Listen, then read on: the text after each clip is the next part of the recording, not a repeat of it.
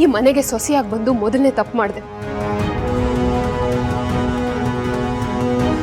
ಜವಾಬ್ದಾರಿ ವಹಿಸ್ಕೊಂಡು ಎರಡನೇ ತಪ್ಪು ಮಾಡಿದೆ.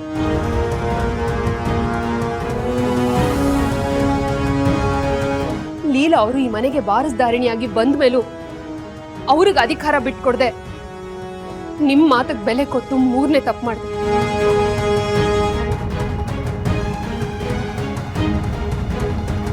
ಅದು ಪ್ರತಿಫಲನೇ ಇದು.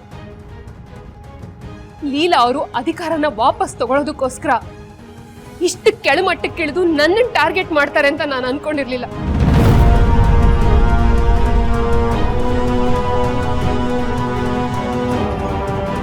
ನನ್ ಮೇಲೆ ಗೂಬೆ ಕೂರಿಸ್ತಾರೆ ಅಂತ ಅನ್ಕೊಂಡಿರ್ಲಿಲ್ಲ.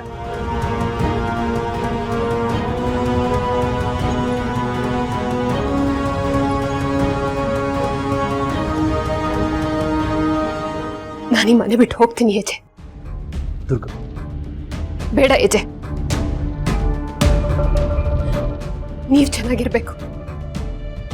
ನನಗೆ ಈ ಮನೆ, ಹಣ, ಆಸ್ತಿ, ಅಧಿಕಾರ ಇದ್ಯಾವುದು ಬೇಡ.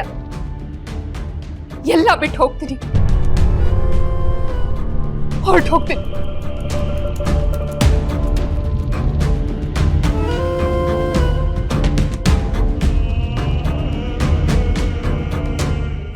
ಇದನ್ನೆಲ್ಲ ಮಾಡ್ಸಿರೋದು ನೀವೇ ಅಂತ ಒಪ್ಕೊಳ್ಳೋದು ಬಿಟ್ಟು ಏನೇನೋ ನಾಟಕ ಮಾಡ್ತಿದ್ದೀರಲ್ಲ, ಸಾಕು ನಿಲ್ಸಿ ನಿಮ್ ಗಿಮಿಕ್ಕು. ನನಗೆ ಈ ಗಿಮಿಕ್ ಮಾಡೋದು, ಪ್ಲಾನ್ ಮಾಡೋದು ಇದೆಲ್ಲ ಗೊತ್ತಿಲ್ಲ ಏಜೆ. ನಾನು ಈ ಮನೆ ಜವಾಬ್ದಾರಿನ ಹೇಗೆ ನಿಭಾಯಿಸಬೇಕು ಅಂತ ಕಲ್ತಿದ್ದು ನಿಮ್ಮಿಂದ. ನೀವು ನನ್ನ ಗುರುಗಳು. ನನ್ನ ಗುರು ನನಗೆ ಮೋಸ ಮಾಡೋದನ್ನ ಹೇಳ್ಕೊಟ್ಟಿಲ್ಲ. ನನ್ನ ಗುರು ನನಗೆ ಪ್ಲಾನ್ ಮಾಡೋದನ್ನ, ಗಿಮಿಕ್ ಮಾಡೋದನ್ನ ಹೇಳ್ಕೊಟ್ಟಿಲ್ಲ. ಆದ್ರೆ ನನ್ನ ಗುರು ಸೋತು ಬಾಳೋದನ್ನ ಹೇಳ್ಕೊಟ್ಟಿದ್ದಾರೆ.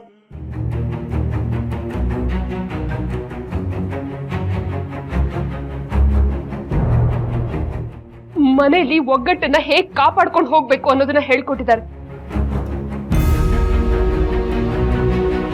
ಆದ್ರೆ ಈ ಕಳ್ಳಿ ಅನ್ನೋ ಪಟ್ಟ ಹೊತ್ಕೊಂಡು ನಾನೀ ಮನೇಲಿರಲ್ಲ.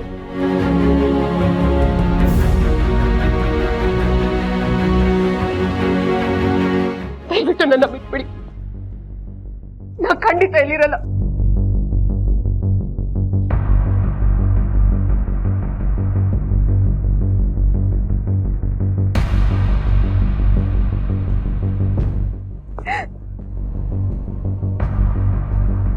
ದುರ್ಗಾ, ಏನಮ್ಮ ಇದೆಲ್ಲ? ಸುಮ್ಮನೆ ಆತರ ಪಟ್ಟು ಏನೋ ನಿರ್ಧಾರ ತಗೋಬೇಡ.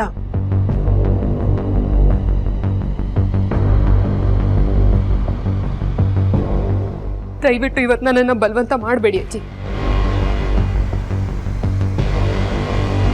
ಮದ್ವೆಗೆ ಮುಂಚೆ ಹೊರಗಿನ ಜನ ನನ್ನ ದುರ್ಗಾ ಅಂತ ಕರಿತಾ ಇದ್ದವರು ಮದ್ವೆ ಆದ್ಮೇಲೆ ನನ್ನನ್ನ ಏಜೆ ಸೊಸೆ ಅಂತ ಕರೀತಾರೆ. ಅವತ್ತಿಂದ ಇವತ್ತಿನವರೆಗೂ ನನ್ನ ಪ್ರಯತ್ನ ಮೀರಿ ಈ ಮನೆ ಘನತೆ ಹೆಸರನ್ನ ಕಾಪಾಡ್ಕೊಂಡು ಬಂದಿದ್ದೀನಿ.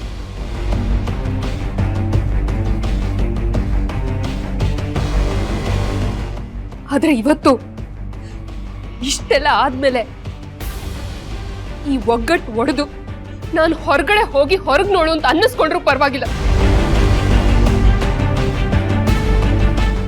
ಏಜೆ ಯಾವತ್ತೂ ತಲೆ ತಗ್ಗಿಸ್ಬಾರ್ದು. ನಾನು ಈ ಮನೆ ಬಿಟ್ಟು ಹೋಗ್ತೀನಿ ಅಜ್ಜಿ.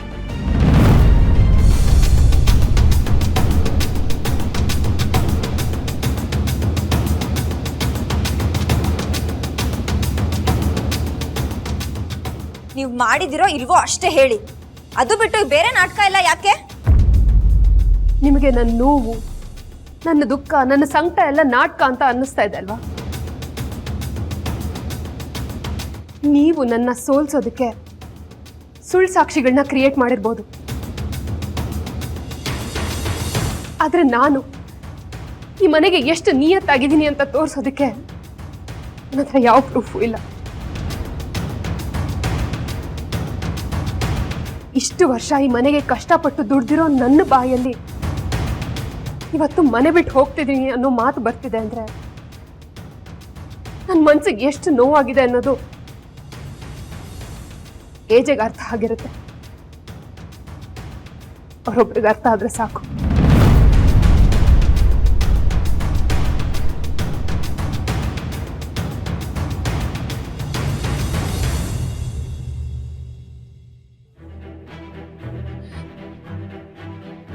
ಅಜ್ಜಿ, ನೀವು ಈ ಮನೆ ದೇವ್ರು. ಸಮಯ ಕೆಟ್ಟಾಗ ದೇವ್ರೆ ನಮ್ಮನ್ನು ಕಾಪಾಡಕ್ ಬಂತೆ. ಇನ್ ನೀವು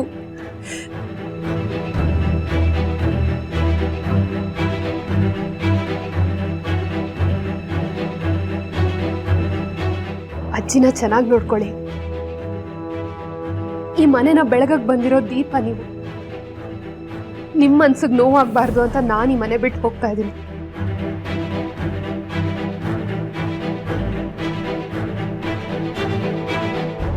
ಇನ್ಮೇಲೆ ಎಲ್ರ ಜವಾಬ್ದಾರಿ ನಿಮ್ದೆ. ಏಜೆ ಮನ್ಸಿಗೆ ನೋವು ಕೊಡಬೇಡಿ.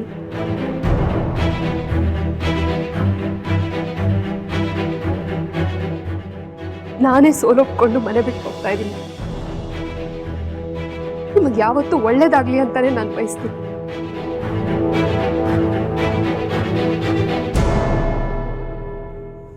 ನನ್ನಿಂದೇನಾದ್ರೂ ತಪ್ಪಾಗಿದ್ರೆ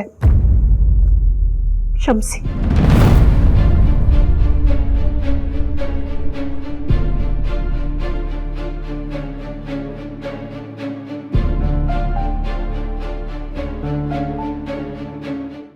ನಾನಿನ್ ಬರ್ತೀನಿ.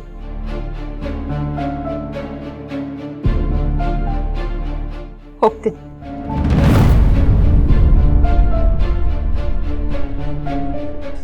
ಮೇಡಮ್ ನಿಂತ್ಕೊಳ್ಳಿ.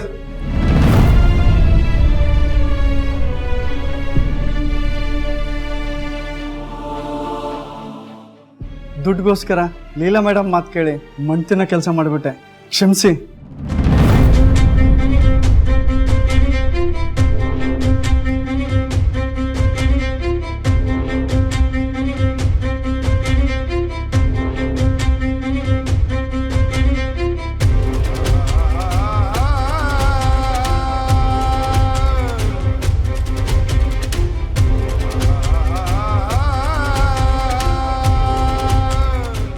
ಹೌದು ಸರ್, ಈ ದುರ್ಗಾ ಮೇಡಮ್ ಬಗ್ಗೆ ನನಗೇನೂ ಗೊತ್ತಿಲ್ಲ. ಆದರೆ ಈ ಲೀಲಾ ಮೇಡಮ್ ಬಂದು ಈ ಥರ ಸುಳ್ಳು ಸಾಕ್ಷಿ ಹೇಳಿದ್ರೆ ನಿನಗೆ 50,000 ರೂಪಾಯಿ ಕೊಡ್ತೀನಿ ಅಂತೇಳಿ ನನಗೆ ಆಸೆ ಹುಡ್ಸಿದ್ರು. ಅದಕ್ಕೆ ಈ ಥರ ಮಣ್ತಿನ ಕೆಲಸ ಮಾಡಿಬಿಟ್ಟೆ ಸರ್.